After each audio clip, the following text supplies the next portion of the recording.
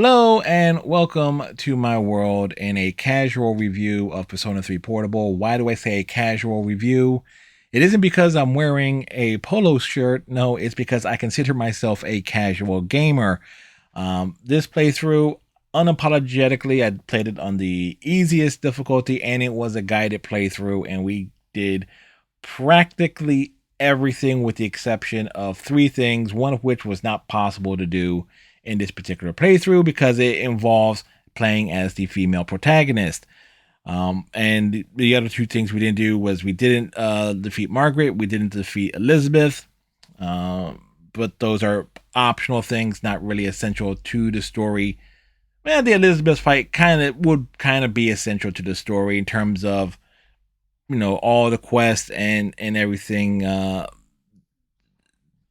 associated with her in terms of her character growth. Still, overall impressions, I very much enjoyed my experience playing Persona 3 Portable.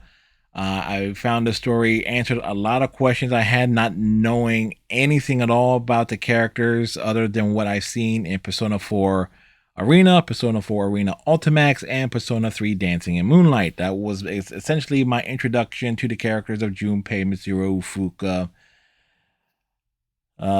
Yukari, Ken, and the rest.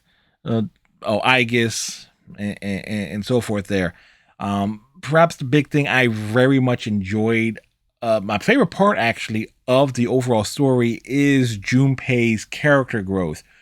Because considering how kind of cool he was in Persona 4 Arena Ultimax and Persona 3 Dancing Moonlight, where I do consider him to be the best dancer in that game, where he starts in Persona 3 Portable, I couldn't stand him. It isn't until the character where he starts having those interactions with Chidori to where I actually start liking Junpei, and the big payoff is like the how his persona evolves. It's essentially he inherits Chidori's persona when she gives her life to save his, and the whole revelation that she was using her power to preserve flowers, and when she dies, all of that energy that she put into those flowers came back into her, reviving her, but she doesn't have her memories. But still, it's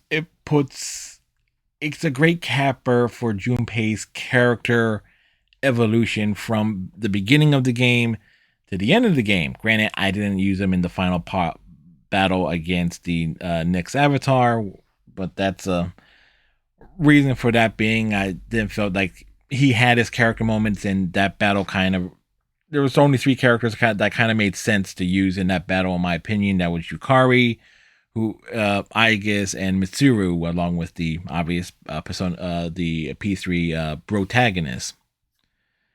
Least favorite element of the story is the social links were kind of like all over the place, and there really wasn't much incentive to get to know the various members of the team until like realize, oh, you get to take Koromaru out on walks and you can learn various things about your teammates, particularly those that you don't really have social link interactions with. Like, we don't really get to know Ken too much because Ken's story is tied to Akihiko's and Shinjiro's.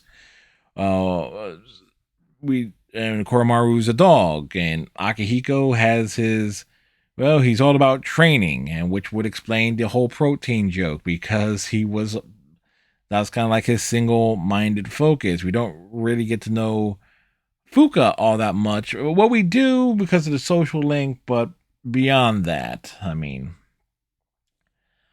there was a number of things about in the story, particularly as with how things have gone for me personally this year, that a lot of this hit home to me deeply. Regards to death, loss, remembering, and trying to care for loved ones and things of that sort. So that hit me a lot harder uh, than probably most people, because I do have that strong sensitivity. So a lot of the context of the story and elements, particularly in the epilogue, uh, it hit me in a different way. And gameplay mechanics. While I did play this on the easiest difficulty, I left the majority. I want to say 99.9% of the uh gameplay. I left the companion characters to do their own thing. So yeah, I saw the entire meme of Mitsuru using Marin Karen and later Mind Charge at the most inopportune moments, which was quite hilarious. When how close it came to backfiring and leading to nearly team wipes in some cases. Even on the easiest difficulty, Mitsuru nearly forced me to retry battles uh, on more than one occasion. I'm just gonna take it that Mitsuru is an optimist, that her strategy works. Uh, who knows what was going on, what goes on inside that woman's head. The music was of course is very good. I obviously was familiar enough with the soundtrack because I played Persona 3 Dancing in Moonlight several times to 100% completion in 2022.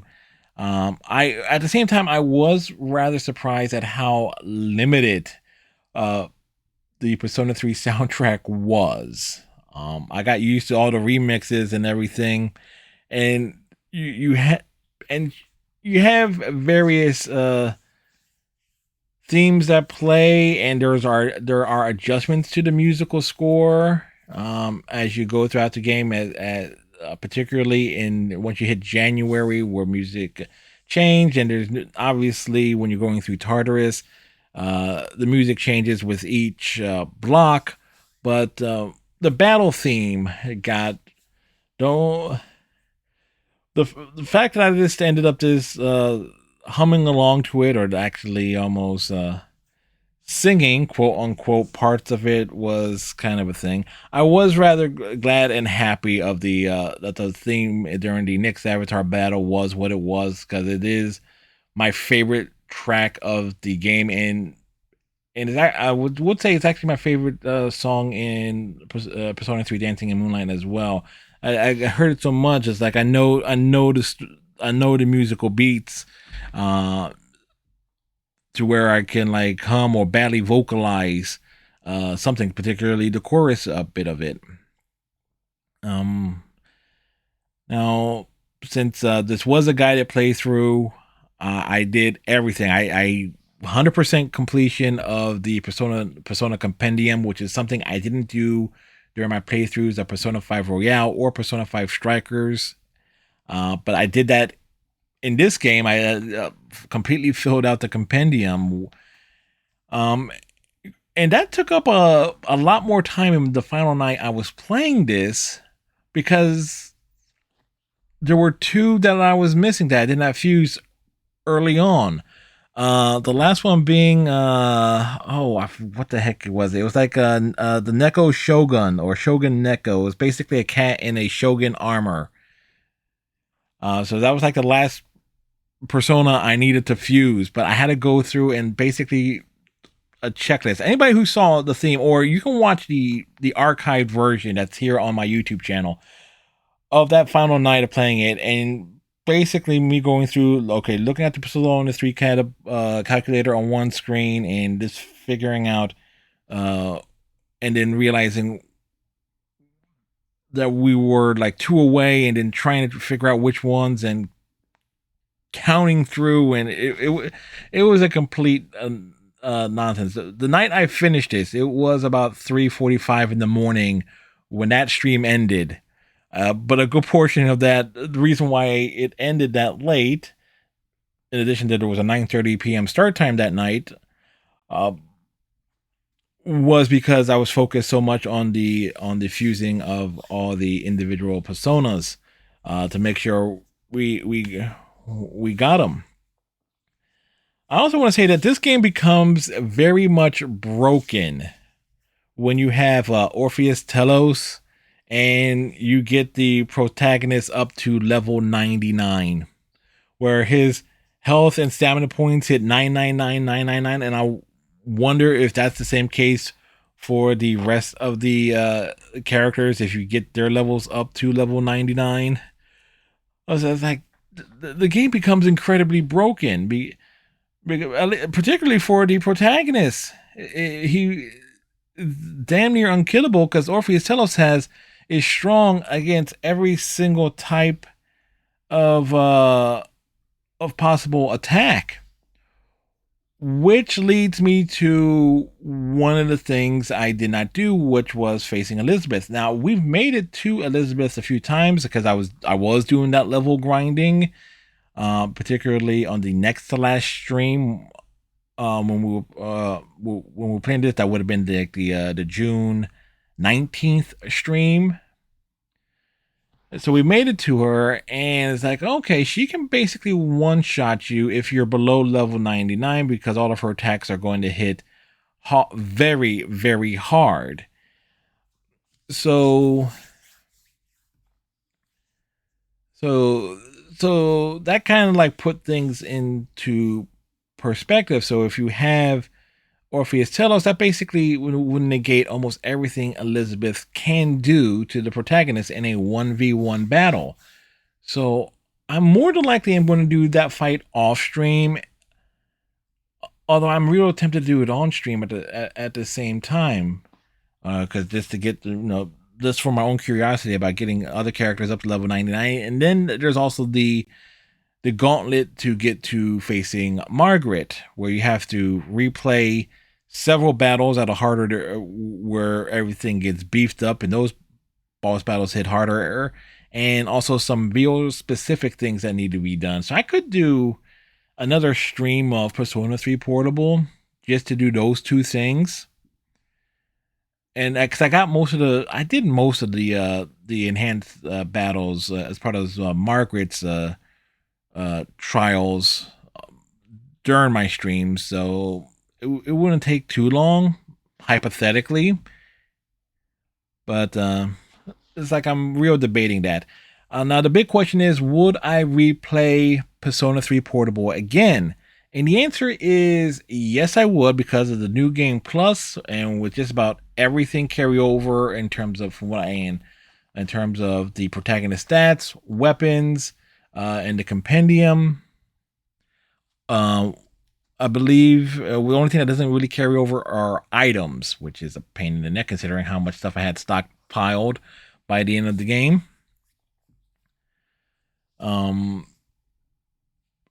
So there's that, and that would mean playing the game as the female protagonist.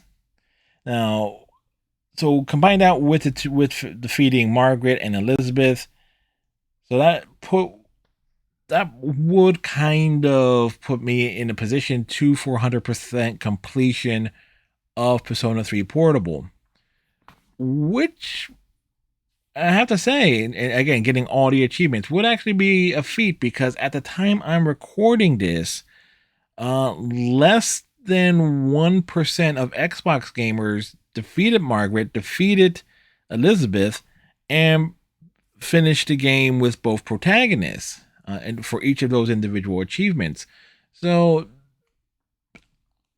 while I'm a casual gamer, I do like boosting my Xbox gaming achievement scores, and getting diamond achievements is always nice.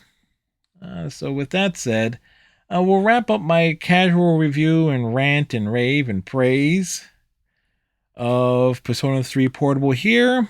So with that said, thank you very much. Tighten your friendship bracelet, stay safe, and we'll see y'all in the next video.